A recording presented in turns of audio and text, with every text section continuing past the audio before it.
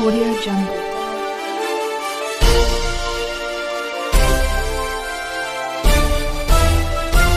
Audio Jungle. Kotri से आपको इजाजत देने की खबर शामिल करते चले। वजीर इत्तलात और मेहनत सिंध सईद गनी की ज़ेर सदारत महकमा इत्तलात का अहम इजलास हुआ। इजलास में सेक्रेटरी इत्तलात एजाज बलोच, तमाम डिपार्टमेंट के डायरेक्टर और दीगर शरीक हुए। इजलास में सूबाई वजीर को महकमा की कार्रवाई समेत दीगर से आगाह किया गया। इस मौके पर सूबाई वजीर का कहना था, हम चाहते हैं कि महकमा इत्तलात तमाम सिंध हुकूमत के कामों, बालखसूस तरक्याती मनसूबों, अवाम के फलाह बहबूद के लिए किए जाने वाले इकदाम को प्रिंट और इलेक्ट्रॉनिक और सोशल मीडिया के जरिए अवाम तक पहुँचाने में कलीदी किरदार अदा करे।